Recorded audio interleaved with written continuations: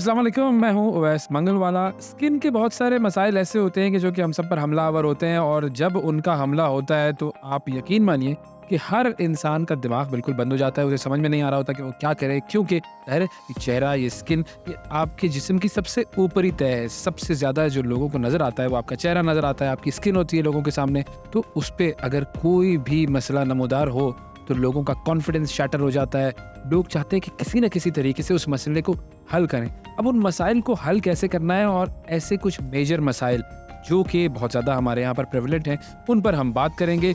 और आज का ये जो हमारा पॉडकास्ट है ये है जी NQ डर्मास्यूटिकल्स की जानिब से, और हमारी जो एक्सपर्ट है वो है डॉक्टर नाजिया अशरफ। अस्सलाम वालेकुम। वालेकुम अस्सलाम। अब आते हैं जी एक और चीज़ जिसका नाम जो है वो प्रोनाउंसिएशन में हमेशा मुझे गड़बड़ करता है, जिसको कहते हैं सोरियासिस। अब ये पी तो इसके ऊपर साइलेंट है, साइलेंट मगर वो सोरियासिस असल इसकी प्रोनाउंसिएशन है क्या? है, सोराइसिस ही है। उसका सोराइसिस, पी साइलेंट ही है सोराइसिस, और ठीक उर्दू उसकी कोई टर्मिनोलॉजी है नहीं, सो उर्दू में भी सोराइसिस का सोराइसिस उर्दू ही नाम कहा नहीं है? जाता है। नहीं, उसको ये भी क्या नाम उर्दू अभी रखते हैं वो। आप आज की पॉडकास्ट का एक मकसद है कि सोराइसिस का उर्दू नाम रख दिया जाए। आपको हम इसकी दवा भी बताएंगे जो कि NQ डर्मास्यूटिकल्स ने बनाई है, और वो है जी डर्विट। This is डर्विट। अब ये डर्विट जो है ये सोराइसिस की इलाज के लिए है। तो सबसे पहले जरा सोराइसिस बताएं भाई, इसका मकसद क्या ये है, दो मतलब हैं, क्या है? डर्विट और डर्विट बी दोनों हैं। अच्छा, डर्विट दोनों। ओके, ये दोनों है। चलो जी, ये तो अच्छा है। ये डर्विट और डर्विट बी, ये दो प्रोडक्ट्स हैं जो कि NQ डर्मास्यूटिकल्स की तरफ से हैं सोराइसिस के लिए। अब इन दोनों में फ़र्क क्या है ये भी पहले समझ लेंगे हम। पहले ज़रा सोराइसिस बता दें। देखिए, सोराइसिस एक्चुअली एक ऐसी बीमारी है जिसके अंदर बॉडी छिलके बनाती है और वो इतने मोटे मोटे स्किन के पीसेस होते हैं जो मुख्तलिफ साइड्स के ऊपर नज़र आते हैं, हर एक की टाइप जिस तरह से वो इन्वॉल्व है उसके मुताबिक। होता ये है कि ये एक ऑटो इम्यून डिसऑर्डर है जो बॉडी खुद से जेनेटिक में, अगर आपके फैमिली में किसी को है और आपको हो गया तो ठीक है, लेकिन इसके अलावा जो दूसरी चीज़ इसमें इंपॉर्टेंट है वो ये होती है कि आपकी बॉडी, जैसे हम सुनते हैं बहुत कॉमनली कि सांप ने अपनी जिल बदल दी, अक्सर हाँ, आप हाँ, नेशनल प्रोग्राम्स में देखते हैं कि जी उसकी स्किन वहीं पड़ी मिली स्नेक की और उसने अपनी स्किन चेंज कर ली। ह्यूमन बींग्स में इस तरह से स्किन चेंज नहीं होती, वो बिट्स एंड पीसेस में होती है जो हमें नजर नहीं आती रोज की जी हाँ। जो कहना चाहिए। स्किन सेल्स जी, डैमेज स्किन होते हैं, सेल वो डैमेज replace होते हो हैं, वो जाते हटते हैं और हैं। रिप्लेस हो जाते हैं। 27 से 30 दिन का वो साइकिल है किसी नॉर्मल इंडिविजुअल में जिसमें ये स्किन चेंजेस होती है किसी आम इंसान में। लेकिन जिनको सोराइसिस होता है वो ये जो लेवल, ये जो ड्यूरेशन है वो चेंज होके 7 डेज में चेंज हो जाती है। बड़ी फास्ट है भाई। बहुत फास्ट होती है। फास्ट होने की तो वजह अच्छी से बात वो है मेरे ख्याल में। नहीं, वो हैपहैज़र्ड होती है, वो अच्छा। बहुत क्विकली होती है, वो गलत होती है और फिर वो गलत जगहों पे ज़्यादा बनने लगती है। कई लोगों की एल्बोज यानी कोहनियों पे, कई लोगों की नीज पे जैसे घुटनों पे, कई के जो है हमारे घुटने के एंकल के साइड पे, टखनों पे। उसके अलावा जो ज्यादा एक जिल्द का एक लेयर अलग से बिल्कुल होता नजर है। आता है अक्सर लोगों को। और हाँ। सबसे इम्पोर्टेंट फटी एड़ियाँ जो बिल्कुल। हमारे पूरे पाकिस्तान में तकरीबन लोगों Yes, की है, बिल्कुल। तकरीबन सोराइसिस उन सब लोगों को है। प्रॉब्लम ये है कि उसकी सिवेरिटी है। अब थोड़ी बहुत फटी एड़ियाँ हम कहते हैं जी तो सर्दियों में हो गई, गर्मियों में, हमारे पास अपने लॉजिक है। लेकिन कई लोगों की अगर आप एड़ियाँ देखें तो ऐसा लगता है जैसे किसी ने छुरी लेके कट्स मारे चारों बिल्कुल, तरफ, yes, और वो ऐसे बहुत ही- ज्यादा है। ऐसे ही। वो ये समझते, वो छुपाते फिरते हैं जी नहीं ये तो कोई मसला ही नहीं है, हमें तो कोई बात ही नहीं। ये एक्चुअल वहाँ से स्टार्ट होता है। जब वहाँ इग्नोर हुआ, किसी ने नहीं देखा, अब वो आगे बढ़ना स्टार्ट होता है और आगे बढ़ते बढ़ते ये प्रॉब्लम मुख्तलिफ चीज़ों पे नज़र आता है। किसी की वाइट स्केल्स आपको इधर नज़र आते हैं, किसी के डार्क नकल्स आपको यहाँ नज़र आते हैं, किसी के सर में खुश्की होती है और वो ये समझता है कि भाई मुझे तो खुश्की हो रही है, जबकि वो खुश्की नहीं, सोराइसिस होता है। अब मैं हमेशा यही बात कहती हूँ कि हर सफ़ेद चीज़ जो सर में है वो खुश्की नहीं है, वो कुछ और भी हो सकती है, उसकी प्रेजेंटेशन डिफरेंट है। अगेन खुश्की रैंडम सर में होती है, आपको तो हर जगह पाउडर, वाइट फ्लेक्स नज़र आएंगे। सोराइसिस ऐसा नहीं होता। सोराइसिस का ये होता है कि अगर मतलब बहुत ज़्यादा फैला हुआ नहीं है तो वो सर के एक पैच के ऊपर ग्लूड हो जाए और वहाँ चिपका हुआ हो, और उसके अंदर आप जैसे ही जब उसको खुरचने की चाहेंगे, अब वो खारिश होगी, अब उसके अंदर जैसे तो वो स्केल निकलेंगे नहीं, आप दबा के निकालने की कोशिश करेंगे तो वो ब्लीड करेगा और वो फिर स्केल निकल आएगा।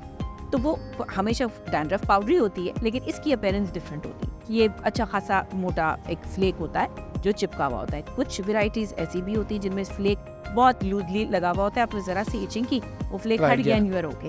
तो अब ये आपकी कौन सी टाइप आपको अफेक्ट कर रही है, ट्रीटमेंट उसके ऊपर डिपेंड करता है। अगेन चूंकि लोग यही समझते हैं कि सोराइसिस एक स्किन की बीमारी है तो इलाज तो क्रीम से ही होगा, लेकिन अगेन वही बात है कि क्रीम का अपना रोल है, और चूंकि ये बॉडी के अंदर से होने वाला चेंज है, जैसे मैंने बताया, तो अंदर के चेंजेस के लिए भी मेडिकेशंस चाहिए। तो अब ये नाम तो रख लिया भाई उर्दू में, नाम रख लिया, ये जिल्द पर छिलके बनने का अमल, यूँ कर लें इसको आसानी से ताकि लोगों को समझ में आ जाए। जिल्द पर छिलके बनने के अमल के लिए अब ये 2 दवाएँ क्यों हैं भाई, ये ज़रा हमें समझाएं कि ये डर्विट और डर्विट बी ये क्या है, पहले ये लगानी है फिर बाद में ये लगानी है, ऐसा कुछ सिस्टम ऐसा है या देखिए, क्या है? इसमें होता ये है कि अकॉर्डिंग टू द सिविरिटी और इन्फ्लेमेशन, कितनी सूजन हो रही है, कितना ज़्यादा वो ख़राब है स्केल्स, कितना उसके साथ, क्योंकि देखिए सोराइसिस के भी बहुत टाइप हैं, गटेट है, प्लाक है, इन्वर्सिस है, रेथोडर्मिक है, ये जो जितने भी मैं नाम बोलूँगी वो आपको लगेंगे पता ये नहीं जो क्या बोले, फायरिंग कर रही हैं आप उस किताब पर, जो है वो हाँ, खोल के सुनाई जा रही है। तो ये तो हम लोग इसलिए नाम रखते हैं क्योंकि वो जिस जैसे सोराइसिस की अपीयरेंस है उस पे ठीक है। उसका नाम, जैसे मैंने बताया कि वो नकल पे है तो कुछ है, वो उस पे जी, है तो जी। कुछ है। अच्छा, अब हमने जब उसको डायग्नोस कर लिया और समझ लिया कि भाई ये वैरायटी है, जिस डॉक्टर ने आपको बता दिया कि भाई आपको ये वर्जन वाला सोराइसिस हो रहा है, तो अगेन वो आपको एक ट्रीटमेंट बताएगा। ट्रीटमेंट बहुत लंबी है, ठीक है, आपको अंडरस्टैंड करने की ज़रूरत है क्योंकि ये मल्टी सिस्टम डिसऑर्डर का हिस्सा हो सकती है। जितने लोगों को, कई लोगों को डायबिटीज़ है ये उनको हो रही होती है, कई लोगों को और बीमारियाँ होती है उसकी वजह से हो रही होती है। तो आपको पहले ये देखना है कि वजह क्या है, वजह के साथ अब आप ट्रीटमेंट डिज़ाइन करेंगे। अगेन वही बात के आप लिवर भी चेक करेंगे और चीज़ें, ब्लड चेक करेंगे क्या हो रही हैं चीज़ें। आपने सब अपना एक पहले पूरा एक पिक्चर बनानी है उस पर्टिकुलर पेशेंट की कि वो किस चीज़ का अहल है एज इन मेडिसिन और किसका नहीं है। अब आ गई बात कि वो तो आपने डिसाइड कर लिया, अपने पेशेंट को भी बता दिया लगाने के लिए क्या मरहम चाहिए। As in all the diseases of the skin, psoriasis के अंदर भी यही है कि आप मरहम का अब्यूज़ नहीं कर सकते। अगेन ये मरहम आपने डर्विट भी लिया और आपने कहा कि जी मैं तो उसको 6 महीने लगाने लगाऊं, अगेन ये पॉसिबल नहीं है। आपने इस चीज़ को समझना है कि डर्विट बी और डर्विट में क्या फ़र्क है। डॉक्टर आपको खुद बताएगा और जिस वक्त आपको जो इंडिकेशन होगी वो खुद देगा।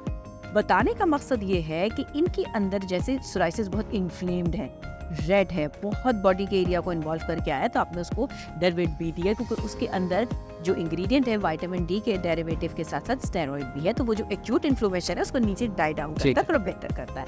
जब बेहतर होकर मेंटेनेंस पे आप उसको भेजते हैं पेशेंट को, तो आप डर्विट के साथ भेजते हैं। जब दूसरी कंसल्टेशन या तीसरी कंसल्टेशन के बाद वो स्टेटिक हो गया, थोड़ा कंट्रोल हो गया, आपने मेडिसिन ली भी, खाई भी, लगाई भी, चीज़ को समझा भी और डिजीज कंट्रोल हुई, तो वहाँ से फिर आपने उसको डर्विट पे कंटिन्यू रखा। क्योंकि सोराइसिस जो है वो ऐसी एक बीमारी है जो रिलैप्स करती है और रिमिट करती है, मीन्स कभी वो कम कभी ज़्यादा, इसका ये ग्राफ होता है। अच्छा जी, तो अब ये हमने देखा कि ये 2 प्रोडक्ट्स आ गई, इन दोनों प्रोडक्ट्स को सिवियरिटी के हिसाब से लगा लेंगे। अच्छा, ये जो हमने बात की सेरोसिस की, ये क्या कोई स्पेसिफिक एज होती है जिसमें होता है, ये बच्चों को भी हो जाता है? बिल्कुल, बच्चों में भी होता है और ये अनफॉर्चुनेटली बहुत बढ़ता भी जा रहा है। होता ये है कि देखिए ये पार्ट ऑफ मेटाबॉलिक सिंड्रोम है।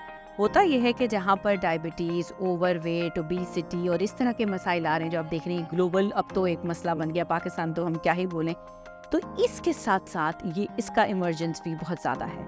एक्जिमा के साथ कोई कॉन्ट्रेरी ये है, आपकी फैमिली में है या आपका वर्क रिलेटेड कोई काम है, आप वहाँ से एक्जिमा को ट्रिगर कर लेते हैं या एक्जिमा आ जाता है आपके साथ। लेकिन ये चीज़ जो है इसके भी जेनेटिक्स ऑब्वियसली इंपॉर्टेंट है, लेकिन ये ऑटो इम्यून भी, ये खुद से भी हो जाता है। तो लिहाजा जब ये खुद से एक चीज़ होती है तो उसके लिए पूरा एक माहौल सा बनता है, जैसे तूफान आने से पहले एक माहौल बनता है, तो तूफान आता है। तो ये सब चीज़ें अगर छोटे छोटे पजल के टुकड़े आपस में जुड़ना शुरू हो जाए तो उससे सोराइसिस भी इरप्ट होना। मैं इस हिसाब से सोच रहा था कि बच्चे ज़ाहिर स्कूल जाते हैं, बिल्कुल, धूप में, बिल्कुल, गर्मी में, बिल्कुल। वहाँ पर दूसरे बच्चों से उनका इंटरेक्शन होता है, खेलना ज़्यादा, बिल्कुल, पसीना वो ज़्यादा, अपनी हाइजीन का कुछ ज़्यादा ख्याल नहीं कर रहे पसीने होते का हैं, रोल नहीं है तो वो फंगल इन्फेक्शन जी, उसमें हो फंगस सकता है। का बात है, फंगस का जी। रोल उसमें है, डर्ट है तो जाहिर सी बात है फंगस है। सोराइसिस के अंदर अगर आपको सोराइसिस है और आप मिट्टी लग रही है, पसीना आ रहा है, तो वो उसको ज़्यादा इचिंग करेगा।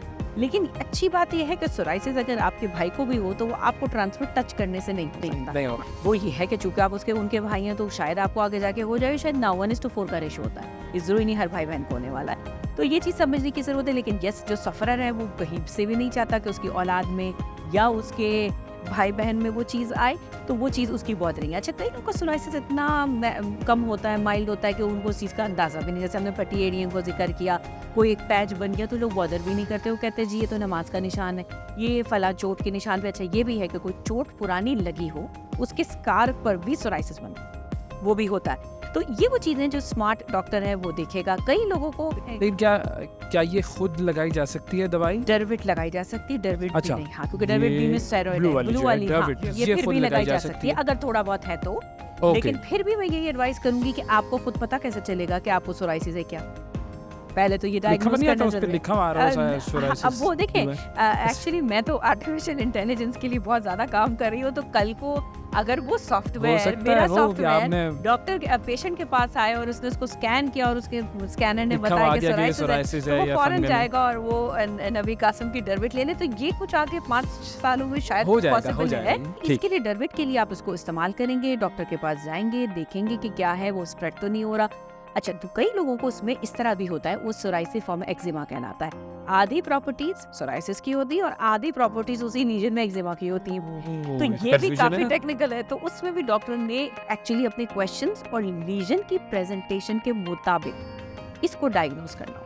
जी। और diagnosis again then comes with the eye. अब हम जैसे बात कर रहे हैं आर्टिफिशियल इंटेलिजेंस की, तो उसके अंदर भी यही बात है कि हम मशीन को लर्न करा रहे हैं ह्यूमन के तौर पे सोचने के लिए। मशीन हमें लर्न नहीं करा रही है। और हम उसे लर्न कैसे करते हैं? पिक्चर्स के साथ। वो सॉफ्टवेयर होता है जो डिटेक्ट करता है द नंबर ऑफ पिक्चर्स उसके पास होंगी, it would be easy for that. जितना ज्यादा डेटा उसके हाँ पास बिल्कुल। होगी। अब ये तो सिर्फ वो डेटा होगा जो डॉक्टर्स के पास अवेलेबल होगा, लेकिन पेशेंट तो ये चाहेगा कि ये सॉफ्टवेयर को घर में मिल जाए। जैसे अभी हम सर्च इंजन में देखते हैं, अपनी हाँ, मर्जी की चीज निकालते हैं, हाँ ये तो यही होगा, करके हमने कर लिया। उससे और प्रिसाइज हो सकेंगे सॉफ्टवेयर के जरिए कि उसने ये बताया, मेडिसिन बताई, डायग्नोसिस बताया और हमने घर में वो इलाज खुद ही एक कर- तरह का खुद ही डॉक्टर बच होगा जाएगा। वो, बिल्कुल। लेकिन अगेन जैसे हम बात कहते हैं, हमारे बुजुर्ग कहते हैं कि नकल करने के लिए भी अकल की जरूरत है।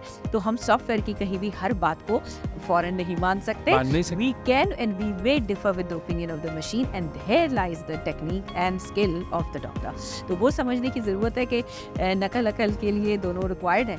और हमें समझना चाहिए कि डॉक्टर से पूछकर एहसास से जिम्मेदारी, जो एहसास से जिम्मेदारी है, क्योंकि मशीन में ऐसा जिम्मेदारी नहीं होता।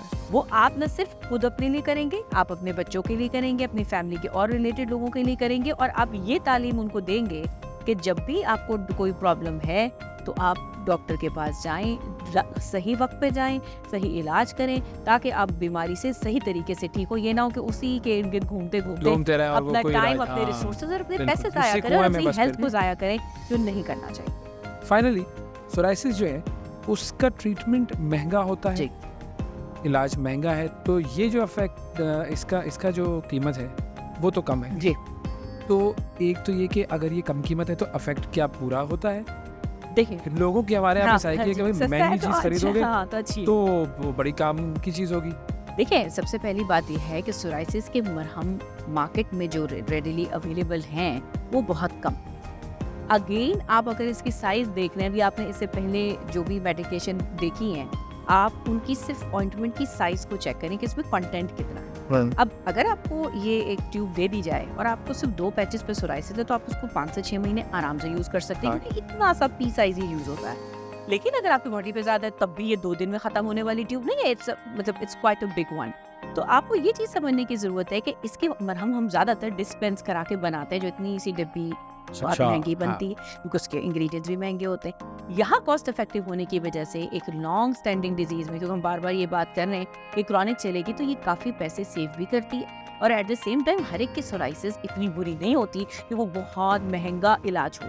सही। तो 2-4 पैचेस आर वेरी गुड। सो उसमें आप आराम से इसको काफी देर तक यूज कर सकते हैं। लेकिन अगेन नई ट्यूब बाय करने से पहले, जब ये खत्म हो जाती है एक ट्यूब, तो नई ट्यूब बाय करने से पहले आप डॉक्टर से दोबारा सजेशन जरूर लें कि क्या ये दोबारा यही लगानी है, वो चेंज करना है, क्या ये खराब हुआ है तो हम डर्मेटोलॉजी की तरफ जाएं। क्योंकि देखिए, सोराइसिस बार बार खराब अच्छा होगा, इसकी प्रॉब्लम है। स्ट्रेस होगा तो खराब होगा, बुखार होगा तो खराब होगा, सोर थ्रोट होगा तो खराब होगा, आपकी कोई और लाइफ में प्रॉब्लम आ रहा है तो खराब होगा। तो खराब होने के लिए 50 ऑप्शन है, रीजंस हैं। लेकिन यह है कि जहाँ बात करते हैं ठीक होने की, वहाँ बहुत कम रीजन बच जाते हैं। तो ये चूंकि ये फिर पेशेंट उसको हैंडल नहीं कर सकता, उसे चाहिए कि वो डॉक्टर से ज़रूर बात करे। मगर यस, आपका सवाल सही है, क्योंकि उसके अंदर हमें फ़ायदा बहुत है, कॉस्ट सेविंग भी है, और उसकी जो साइज़ है ऑइंटमेंट की वो इफेक्टिव भी बहुत है, और क्वांटिटी उसकी बहुत है। सही।